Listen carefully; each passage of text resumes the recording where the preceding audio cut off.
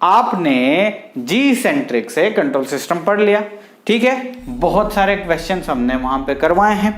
Network theory आपने पढ़ लिया, अप्रोक्सीमेट 300 क्वेश्चन आपको उसमें करवाए गए हैं, है ना। तो आपने 300 क्वेश्चन कर लिए, नेटवर्क पढ़ लिया, उसके बाद प्रैक्टिस कौन करेगा?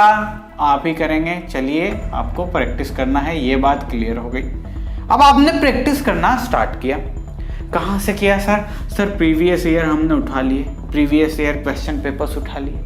आप ईसी के हैं तो आपने खुद की ब्रांच के भी उठा लिए, इलेक्ट्रिकल ब्रांच के भी उठा लिए, आईएन ब्रांच के भी उठा लिए, ठीक है। पॉइंट नंबर 1, आप प्रैक्टिस करने लगे अपार्ट फ्रॉम दिस 300 क्वेश्चंस जो आपको हर एक सब्जेक्ट्स में मिल रहे हैं। उनके अलावा आपने प्रैक्टिस क्वेश्चन करने के लिए प्रीवियस ईयर की बुकलेट्स उठा ली, जो कि आपको करना ही पड़ेगा, है ना। गेट में तो रैंक लाना है, फैंटेसी से तो आएगी नहीं, सिर्फ सोचने से तो आएगी नहीं। तो आपने प्रीवियस ईयर तीनों के पेपर उठा लिए, ठीक है। पूरा कंट्रोल सिस्टम, एक एग्जांपल, एक सब्जेक्ट के एग्जांपल से मैं आपको समझाने की कोशिश कर रहा हूं। आपने एक सब्जेक्ट पूरा पढ़ लिया, कॉन्सेप्ट का आपने नोट्स प्रिपेयर कर लिया, आपने नोट्स पढ़ लिया, देन आप प्रैक्टिस क्वेश्चन करते जा रहे, इजंट इट। आपने क्या किया? ईसी का पेपर उठाया, उसके बाद पहला जैसा टॉपिक है टाइम रिस्पॉन्स एनालिसिस, तो आपने 1 बाय 1 क्वेश्चन इससे करना चाहा और करना स्टार्ट कर दिया। ऐसे इससे भी कर दिया, ऐसे इससे भी कर दिया, है ना। पूरी बुकलेट आपने खत्म कर दी, बस यही आप खा गए गच्चा। This is the wrong way. आप 1 बाय 1 कॉन्सेप्ट को सीख लिए, उसके बाद बुक उठाया, पहला क्वेश्चन, दूसरा क्वेश्चन, तीसरा क्वेश्चन, पहला क्वेश्चन सोल्व किया, आंसर मिलाया, दूसरा क्वेश्चन सोल्व किया, आंसर मिलाया। यूजलेस, कुछ नहीं मिलने वाला है आपको, कुछ भी नहीं मिलने वाला है, ठीक है। अच्छा, चलिए एक और बात, ये जैसे ही करते करते आए, क्वेश्चन नंबर 4 आपने कर दिया गलत, आपका आंसर मैच नहीं हुआ। आप आंसर में देख लिए, आंसर की देख लिए, यार कैसा हो गया, हाँ आंसर की में आपको तुरंत विद इन सेकंड समझ में आया, आपने क्वेश्चन छोड़ दिया, आगे बढ़ गए। दूसरा सबसे बड़ा गच्चा जो आप खुद के साथ कर रहे हैं, गेट की एग्जामिनेशन ऐसी एग्जामिनेशन नहीं है जहां आपको प्री डिफाइंड पेपर मिले और आपको 1 बाय 1 करना पड़े और साथ में आंसर भी चेक करना पड़े। तो जब आंसर तो चेक करने का सवाल ही नहीं है एग्जामिनेशन में, so why you are checking your answers? Why? Tell me, क्यों चेक कर रहे हैं? द बेस्ट वे, यदि खुद को मोल्ड करना है, खुद को आउटपुट बढ़ाना है, आउटकम आपका ज़्यादा से ज़्यादा हो, ज़्यादा से ज़्यादा नंबर आपको आए, तो उसके लिए आपको एक स्ट्रेटजी फॉलो करना है। और वो क्या है? वो स्ट्रेटजी ये है कि आप कुछ भी, कहीं से भी प्रैक्टिस क्वेश्चंस लेके आए, कभी भी उन्हें आप सीरियल वाइज नहीं करें। सीरियल वाइज मतलब, कहने का मतलब, आपने क्वेश्चन किया, उसका आंसर देखा, क्वेश्चन किया, आंसर ना, ऐसे नहीं करना। आपको क्या करना है, आपकी कोई सी भी बुकलेट, मैं कंट्रोल सिस्टम के लेक्चर से बात, कंट्रोल सिस्टम सब्जेक्ट के रेफरेंस में बात कर रहा, आपको सपोज 300 क्वेश्चंस लगाने हैं। 300 आपके पास क्वेश्चंस की एक बुकलेट है और वहां से आपको लगाने हैं क्वेश्चंस, ठीक है, क्वेश्चन लगाने हैं serial wise 1 2 3 4 5 like this questions आपके डले हुए हैं। अब आपको करना क्या है माय डियर फ्रेंड्स, आपको वर्क करना है टाइम मैनेजमेंट पे। आप 1 2 3 4 अप टू 20 या 30 या 40 तक का एक क्वेश्चन सेट बनाएंगे। क्वेश्चन सुनते जाइएगा, सुनते जाइएगा। आप 1 से लेके या तो 20 या 30 या 40 के एक क्वेश्चन का सेट बना लिए कि ये से आपको करना है, ठीक है। आपने 20 क्वेश्चन डिफाइन कर लिए, 1 से 20 तक, 1 से 30 तक या 1 से 40 तक, चलो 40 क्वेश्चन आपने डिफाइन कर लिए। अब आप तय कीजिए कि इस 40 क्वेश्चंस को करने के लिए मैं 60 मिनट्स लूंगा। ये फ्लेक्सिबल टाइम है, आप कुछ भी सेट कर सकते हैं। देखो चीजें कैसे आपको फायदा करने वाली हैं, क्योंकि जो टेक्निक अभी हमने डिस्कशन किया था वो 60,000 लोग सभी यही कर रहे हैं, हर कोई यही कर रहा है। जो एक्स्ट्रा ऑर्डिनरी कर रहा है वही वो 200 में आ रहा है, क्योंकि आना इतना आसान भी नहीं है। जब इतना ज़्यादा कंपटीशन है तो फिर आना इतना आसान भी नहीं है, उसके लिए कुछ तो करना पड़ेगा। अब आपने 1 से 40 तक क्वेश्चन सेट कर लिए और आपने डिफाइन कर लिया कि 60 मिनट्स में क्वेश्चन करना है। उसके बाद आप अपनी रफ नोटबुक उठाइए, उसके बाद क्वेश्चन देखना है और सोल्व करना है। नो आंसर, कोई आंसर चेकिंग नहीं, आपने पूरा सोल्व कर लिया। विद इन 60 मिनट करना है, विद इन 60 मिनट करना है। अब आप विद इन 60 मिनट कर रहे हैं, आपने आपके दिमाग को प्रोग्राम कर दिया कि तेरे ऊपर बाउंडेशन है टाइम का, जो कि गेट के रियल एग्जामिनेशन में आपको मिलने वाला है। गेट के एग्जामिनेशन में तो टाइम का बाउंडेशन है ना। आप जैसे प्रैक्टिस क्वेश्चन करते हैं, बुक उठाया किया, उसमें आप कोई टाइम का तो कुछ रखते ही नहीं है। टाइम तो आपके दिमाग में है ही नहीं, तो टाइम को तो रखना पड़ेगा। टाइम को भूल के आप प्रैक्टिस कर रहे हैं, तो इसीलिए मैंने बोला कच्चा खा रहे हो, फिरकी ले रहे हो आप खुद की। नो, फिरकी नहीं लेना। इट्स लाइक आप पी के कर रहे हो सारी चीजों को। नो, पी के होशो आवाज में करिए। 1 से 40 तक क्वेश्चन सेट कर लिए, 60 मिनट कर लिए। अब एग्जीक्यूशन स्टार्ट कीजिए। एग्जीक्यूशन स्टार्ट किया, एग्जीक्यूशन 1 2 3 40 तक क्वेश्चन कीजिए, विद इन 60 मिनट कीजिए, एक बैठक में कीजिए। ऐसा नहीं कि भाई कर लिया फिर खाना खा रहे हैं, मूवी देखने चले गए, ना रहे भाई। एग्जामिनेशन, गेट एग्जामिनेशन में ऐसा अलाउ नहीं है। गेट एग्जामिनेशन का जो एनवायरमेंट है, उसी एनवायरमेंट के रेफरेंस में आपको करनी पड़ेगी आपकी प्रिपरेशन।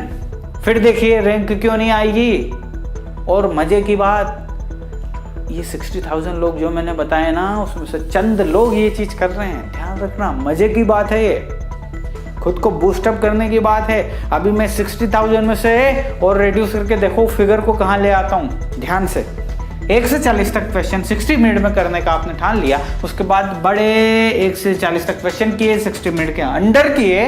उसके बाद अब आप आंसर सीट पे आए।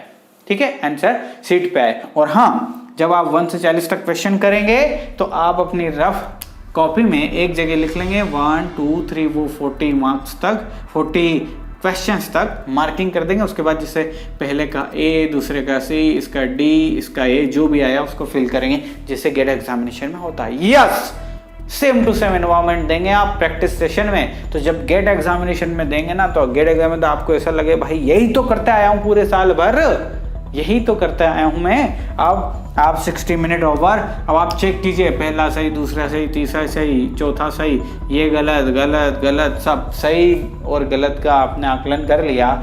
उसके बाद आपने नंबरिंग कर ली। क्वेश्चंस जो आपके राइट है उनका नंबर लिख लिया कि 40 में से सपोज 30 क्वेश्चन सही हैं, जो क्वेश्चन गलत हैं वो है 10। अब माय डियर फ्रेंड्स, आपकी सक्सेस में जो सबसे बड़ा रोड़ा है वो है जो क्वेश्चन आपने गलत किए। फिर से बोलूं, आपकी सक्सेस में जो सबसे ज़्यादा बेनिफिट करने वाला है वो है यही गलत क्वेश्चंस जो आपने किए हैं, जो आपने किए हैं। ठीक है, आपका माइंड इन 30 क्वेश्चन को 99% रेट से एग्जामिनेशन में भी सही करेगा, बट ये क्वेश्चन जो गलत किए हैं इनको गलत करने की कोशिश करेगा। जब आप कुछ भी चीज़ें करते हैं तो आप अपने दिमाग को प्रोग्राम कर रहे होते हैं। बात समझ में आ रही है? तो यही 10 क्वेश्चन, इनको यदि सिर पे बिठा लिया, इनको यदि सिरमौर बना लिया, तो गेट आपको सिरमौर बना लेगी। अब आपको क्या करना है?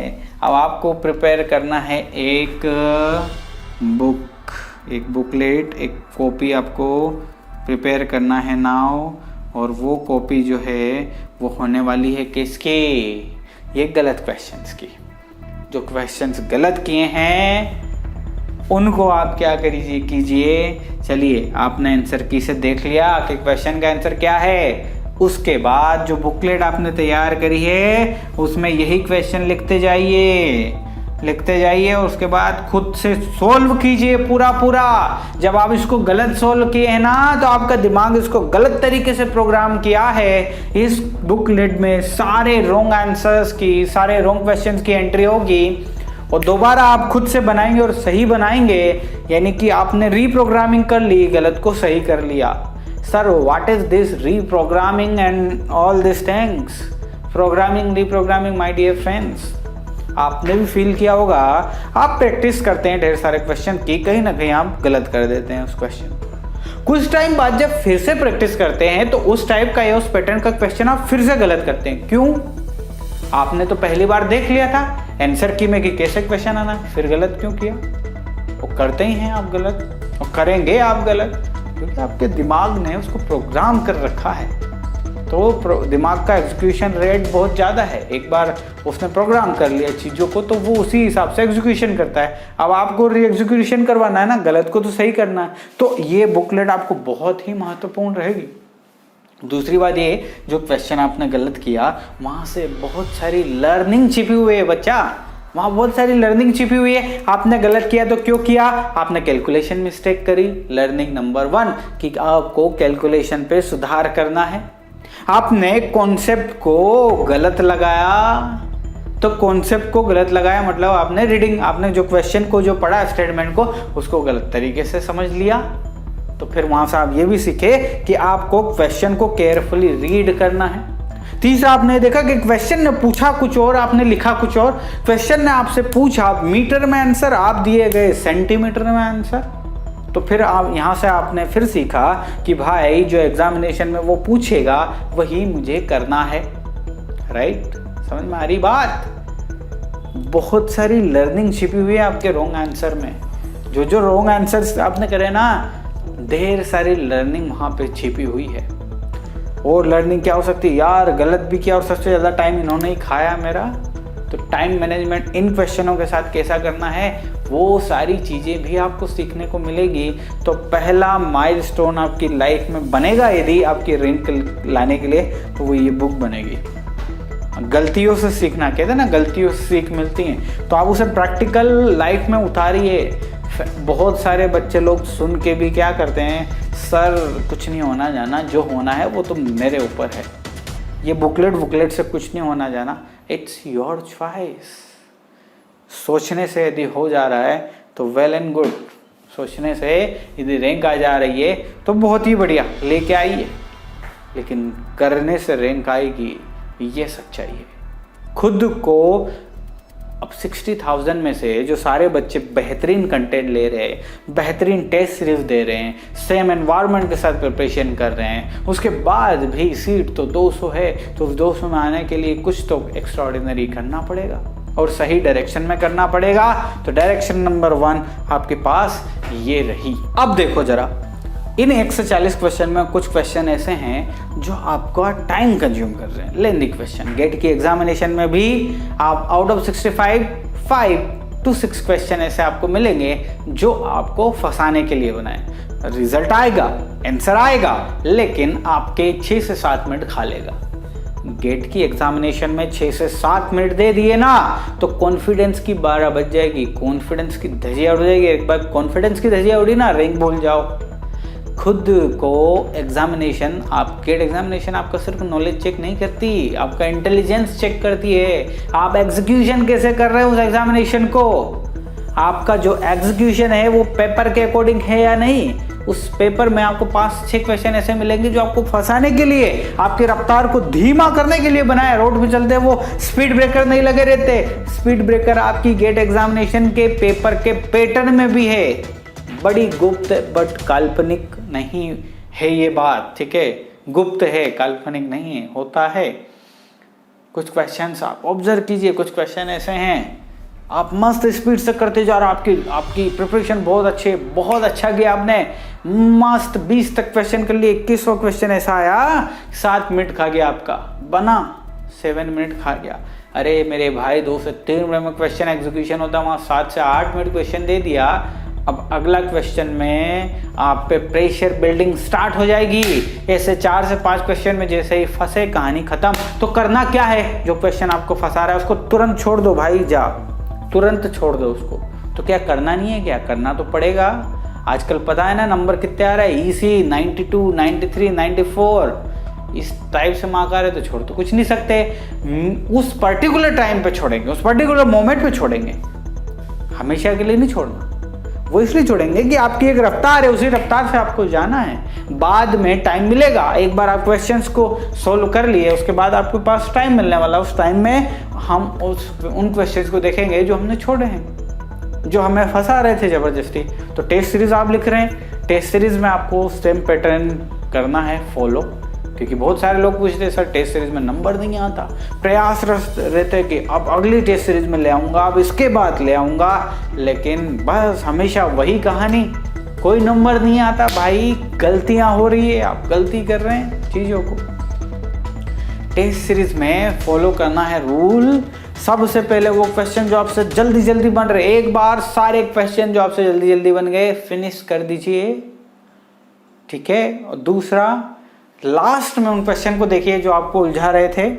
आप जब घर पे बैठ के प्रैक्टिस कर रहे हैं तो ये वाला रूल फॉलो कर रहे हैं, खुद को प्रोग्राम कर रहे हैं, खुद को प्रोग्राम कर रहे हैं। अब जब आप एग्जामिनेशन देते हैं, टेस्ट सीरीज देंगे, तो आप ढेर सारे क्वेश्चन ऐसे देखेंगे जिसमें कैलकुलेशन मिस्टेक करेंगे। ये जो मैंने बताया था ना, जो बुकलेट का महत्व, कैलकुलेशन मिस्टेक करेंगे। आप ढेर सारे क्वेश्चन ऐसे करेंगे जिसमें आपने कॉन्सेप्ट ही रॉन्ग लगाया है। उसने पूछा है आपसे आंसर सेंटीमीटर में, आप मीटर में देके आ रहे हैं, ठीक है। तो आपका ये सारी चीजें आपको एनकाउंटर टेस्ट सीरीज में होने वाली है, तो वहां पे आप करेंगे ना, खुद को क्या करेंगे, खुद को रीप्रोग्राम करेंगे। अभी गलत चीजों से प्रोग्राम्ड है आप, अब रीप्रोग्राम कीजिए और सही चीजों से करिए। कैलकुलेशन मिस्टेक आपको मिला है। अब चक्कर ये है कि जब आप प्रैक्टिस भी करते हैं तो कैलकुलेशन मिस्टेक करते हैं। आपकी कहानी मैं बता रहा हूँ, ढेर सारी प्रैक्टिस में आप मिस्टेक करते हैं, कैलकुलेशन मिस्टेक करते हैं, लेकिन आप उसे लाइटली ले लेते हैं कि गेट एग्जामिनेशन में नहीं होगा। अरे भाई, नॉर्मल कंडीशन में जब मिस्टेक हो रही है कैलकुलेशन, तो कौन बोला रे कि गेट एग्जामिनेशन में मिस्टेक नहीं होगी? Who told you? Why you imagined? Fantasy world again started. आपने सोच लिया कि गेट एग्जामिनेशन में नहीं होगी। जब हम नॉर्मल कंडीशन में उस क्वेश्चन को सही नहीं कर पा रहे, तो गेट के एग्जामिनेशन में जहां एक्स्ट्रा प्रेशर होना है वहां पे सही कर लोगे कैलकुलेशन मिस्टेक। तो सर फिर करे क्या? अरे भाई, दिमाग को प्रोग्राम कर। सर फिर प्रोग्रामिंग पे आ गए। क्या प्रोग्राम? आपके माइंड को आपको साल भर प्रोग्राम करना है। साल भर प्रोग्राम करने के बाद आपके दिमाग में इतना कॉन्फिडेंस आ जाएगा, यदि इन हाथों ने क्वेश्चंस ले लिए हैं ना, तो कुछ भी हो जाए 99% क्वेश्चन का आंसर सही होगा। ये स्पिरिट जनरेट करना है, ये स्पिरिट जनरेट करना है। एग्जामिनेशन में जो क्वेश्चन है उसका आंसर जो है वो करेक्ट होगा और पहली बार में होगा, मतलब कैलकुलेशन मिस्टेक नहीं होगी। यहां पे जन्म होता है एक्यूरेसी का। आपका आंसर एक्यूरेट होना वही आपकी सक्सेस का कारण बनने वाला है, अदरवाइज कुछ भी नहीं होना है। आपको एक्यूरेसी के साथ आगे बढ़ना है। गलत क्वेश्चन करेंगे ना, जो ड्रॉपर बच्चे वो समझ रहे हैं, हर बार क्वेश्चन गलत करके आते हैं। आप किसी भी ड्रॉपर बच्चे से पूछिए, आप फ्रेशर बच्चे, सेकेंड ईयर और थर्ड ईयर वाले बच्चे जिन लोगों ने गेट का एग्जामिनेशन दे दिया, उनसे पूछिए जाके क्यों नहीं निकला। भाई बोलेगा यार गलती करके आ गया था, यार बहुत सारे क्वेश्चन गलत कर दिया, यार ये 4 क्वेश्चन गलत नहीं होते तो आज रैंक आ जाती। ये सारा रोना हर कोई रोएगा। तो गलतियां, कौन बोला था गलती करके आने का? कौन बोला था रे? गलतियां करने का बोला कौन? गलतियां करना नहीं है। तो गलतियां नहीं करना है तो भाई जो टाइम मिला है गेट एग्जामिनेशन से पहले का 6 महीने, 7 महीने, 8 महीने, उसमें खुद को क्या करना है? प्रोग्राम करना है। किसके लिए? गलतियां नहीं करने के लिए। और वो कैसे करेंगे? प्रैक्टिस से होगा। प्रैक्टिस, जिस क्वेश्चन में आपके कैलकुलेशन मिस्टेक या जिस टाइप का कैलकुलेशन मिस्टेक हुआ उसको 1 बार कर लीजिए, 2 बार कर लीजिए, 3 बार कर लीजिए, लेकिन चौथी बार वो कैलकुलेशन मिस्टेक नहीं करेंगे। वो कौन हेल्प करेगा? आपकी बुकलेट, जिसमें आप आपका वो क्वेश्चन उतारने वाले हैं जो आपसे नहीं बना। तो एक्यूरेसी तो सबसे पहले, तो वो एक्यूरेसी आउटकम रहेगा इस बुकलेट का। ठीक है, आपको आलस्य आएगा बनाने का, लेकिन इसका आउटपुट ट्रेमेंडस होगा। दूसरा, टाइम मैनेजमेंट हम कर ही रहे हैं भाई। टाइम मैनेजमेंट, हमने जब क्वेश्चन के सेट बनाए तो हमने टाइम डिफाइन किया ना। तो जब आपने पहली बार 1 से 40 क्वेश्चन किए तो आपने डिसाइड कर लिया कि 60 मिनट में करूँगा। नेक्स्ट टाइम आप डिफाइन कीजिए कि मैं 55 मिनट में करूँगा। इस टाइप से आप टाइम भी घटाते जाइए, स्पीड बढ़ाते जाइए, बट विथ एक्यूरेसी। सो आपकी जो सफलता का राज बनेगा वो बनेगा ATM, accuracy and time management.